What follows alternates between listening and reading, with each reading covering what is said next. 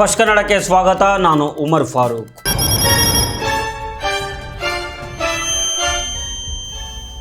ರಾಜಕಾರಣದಲ್ಲಿ ಯಾರು ಶಾಶ್ವತ ಶತ್ರುಗಳು ಅಲ್ಲ, ಯಾರು ಶಾಶ್ವತ ಮಿತ್ರರು ಅಲ್ಲ.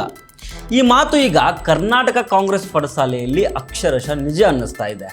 ಒಂದು ಕಾಲದಲ್ಲಿ ಮಾಜಿ ಮುಖ್ಯಮಂತ್ರಿ ಸಿದ್ದರಾಮಯ್ಯ ಅವರ ಪರಮಾಪ್ತ, ಅವರ ನೆರಳಿನಂತೆ ಇರ್ತಾ ಇದ್ದ ಜಮೀರ್ ಅಹ್ಮದ್ ಖಾನ್ಗೆ ಈಗ ಸ್ವತಃ ಸಿದ್ದರಾಮಯ್ಯ ಅವರೇ ಶಾಕ್ ಕೊಟ್ಟಿದ್ದಾರಾ? ಅವನು ದಾವಣಗೆರೆಯಲ್ಲಿ ನನ್ನ ವಿರುದ್ಧನೇ ಕೆಲಸ ಮಾಡಿದ್ದಾನೆ ಅಂತ ಸಿದ್ದರಾಮಯ್ಯ ಗರಂ ಆಗಿರೋದು ಈಗ ರಾಜಕಾರಣದಲ್ಲಿ ತಲ್ಲನ್ನು ಮೂಡಿಸಿದೆ.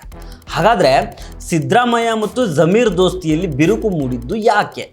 ಜಮೀರ್ಗೆ ಮಂತ್ರಿ ಸ್ಥಾನ ಸಿಗದಂತೆ ಅಡ್ಡಗಾಲು ಹಾಕಿದ್ದು ಯಾರು? ಕಂಪ್ಲೀಟ್ ಡೀಟೇಲ್ಸು ಈ ವಿಡಿಯೋದಲ್ಲಿದೆ, ಮಿಸ್ ಮಾಡದೆ ಕೊನೆಯವರೆಗೂ ನೋಡಿ. ಆದರೆ ಅದಕ್ಕೂ ಮೊದಲು ನೀವಿನ್ನೂ ನಮ್ಮ ಚಾನಲನ್ನು ಸಬ್ಸ್ಕ್ರೈಬ್ ಮಾಡಿಲ್ಲ ಅಂದರೆ ದಯವಿಟ್ಟು ಸಬ್ಸ್ಕ್ರೈಬ್ ಮಾಡಿಕೊಳ್ಳಿ.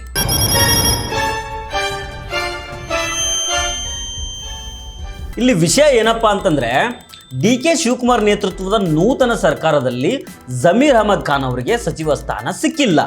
ಇದರಿಂದ ಕಂಗೆಟ್ಟ ಜಮೀರ್ ಬೆಂಬಲಿಗರು ಸಿದ್ದರಾಮಯ್ಯ ಅವರ ಮೂಲಕ ಲಾಬಿ ಮಾಡಿಸೋಣ ಅಂತ ಅವರನ್ನು ಭೇಟಿಯಾಗೋದಕ್ಕೆ ಹೋಗಿದ್ರು. ಸರ್, ಜಮೀರ್ಗೆ ಮಂತ್ರಿ ಸ್ಥಾನ ಕೊಡಿಸಿ ಅಂತ ಮನವಿಯನ್ನು ಮಾಡಿಕೊಂಡ್ರು. ಆದರೆ ಅಲ್ಲೇ ನೋಡಿ ಅಸಲಿ ಟ್ವಿಸ್ಟ್ ಸಿಕ್ಕಿದ್ದು. ಜಮೀರ್ ಅಹ್ಮದ್ ಖಾನ್ ಬೆಂಬಲಿಗರ ಮನವಿ ಕೇಳಿ ಸಿದ್ದರಾಮಯ್ಯ ಸಮಾಧಾನ ಮಾಡುವ ಬದಲು ಅವರ ಎದುರೇ ಸಿಡಿಮಿಡಿಗೊಂಡಿದ್ದಾರೆ. ಅವನು ನನ್ನ ಪರಮಾಪ್ತ ಅಂತ ನೀವೆಲ್ಲ ಹೇಳ್ತೀರಾ, ಆದರೆ ಆ ಜಮೀರ್ ಅಹ್ಮದ್ ಖಾನು ದಾವಣಗೆರೆ ಬೈ ಎಲೆಕ್ಷನ್ನಲ್ಲಿ ನನ್ನ ವಿರುದ್ಧನೇ ಕೆಲಸ ಮಾಡಿದ್ದಾನೆ ಅಂತ ಸಿದ್ದರಾಮಯ್ಯನವರು ನೇರವಾಗಿ ಆಕ್ರೋಶ ಹೊರಗೆ ಹಾಕಿದ್ದಾರೆ. ಇದನ್ನು ಕೇಳಿ ಜಮೀರ್ ಅಹ್ಮದ್ ಖಾನ್ ಬೆಂಬಲಿಗರು ಶಾಕ್ ಆಗಿದ್ದಾರೆ. ಅಲ್ಲ ಸರ್, ಜಮೀರ್ ಅಹ್ಮದ್ ಖಾನ್ ನಿಮ್ಮ ಆಪ್ತರಲ್ವಾ ಅಂತ ಕೇಳಿದ್ದಕ್ಕೆ ಸಿದ್ದರಾಮಯ್ಯ ಕೊಟ್ಟ ಉತ್ತರ ಇಬ್ಬರ ಸ್ನೇಹ ಮುರಿದು ಬಿದ್ದಿರೋದನ್ನು ಸ್ಪಷ್ಟಪಡಿಸಿದೆ. ಟ್ವಿಸ್ಟ್ ಇಲ್ಲಿಗೆ ಮುಗಿಯೋದಿಲ್ಲ. ಕರ್ನಾಟಕ ಕಾಂಗ್ರೆಸ್ ಕ್ಯಾಬಿನೆಟ್ನಲ್ಲಿ ಸದ್ಯಕ್ಕೆ ಎಲ್ಲವೂ ಸರಿ ಇಲ್ಲ ಅನ್ನೋದು ಜಗಜ್ಜಾಹೀರಾಗಿದೆ. ಖಾತೆ ಹಂಚಿಕೆ ಕುರಿತು ನಾಯಕರ ನಡುವೆ ಅಸಮಾಧಾನ ಸ್ಫೋಟಗೊಂಡಿದೆ. ಇದೇ ಕಾರಣಕ್ಕೆ ಸಿಎಂ ಡಿ.ಕೆ. ಶಿವಕುಮಾರ್ ಅವರು ಹೈಕಮಾಂಡ್ ನಾಯಕರಾದ ಮಲ್ಲಿಕಾರ್ಜುನ್ ಖರ್ಗೆ, ರಣದೀಪ್ ಸಿಂಗ್ ಸುರ್ಜೇವಾಲಾ ಅವರನ್ನು ಭೇಟಿಯಾಗೋದಕ್ಕೆ ದೆಹಲಿಗೆ ಹೋಗಿದ್ದಾರೆ. Senior leader KH. ಮುನಿಯಪ್ಪ ಅವರಿಗೆ ಆಹಾರ ಮತ್ತು ನಾಗರಿಕ ಸರಬರಾಜು ಖಾತೆ ಕೊಟ್ಟಿದ್ದಕ್ಕೆ ಅವರು ತೀವ್ರ ಅಸಮಾಧಾನಗೊಂಡಿದ್ದಾರೆ.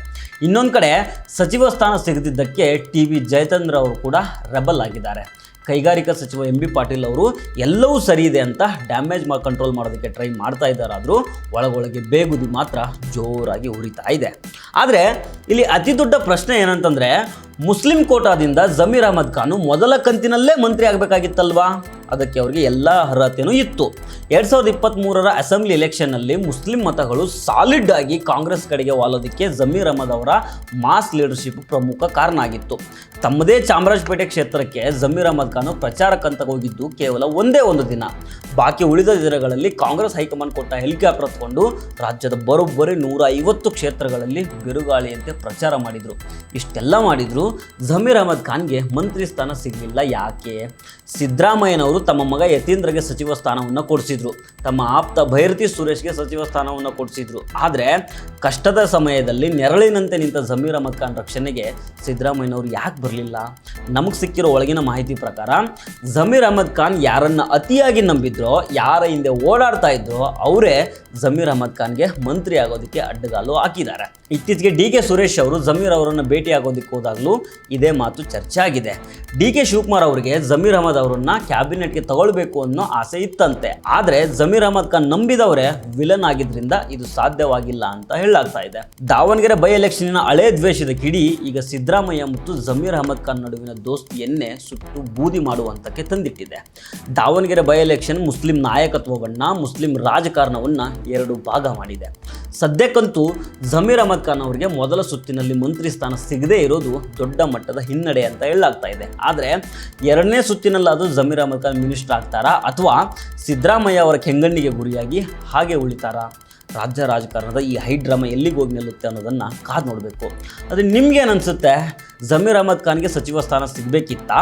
ಸಿದ್ದರಾಮಯ್ಯ ಅವರ ಅಸಮಾಧಾನಕ್ಕೆ ಅಸಲಿ ಕಾರಣ ಏನಿರಬಹುದು? ನಿಮ್ಮ ಅನಿಸಿಕೆಯನ್ನು ಕೆಳಗಡೆ ಕಮೆಂಟ್ ಮಾಡಿ ತಿಳಿಸಿ. ನಮಸ್ಕಾರ.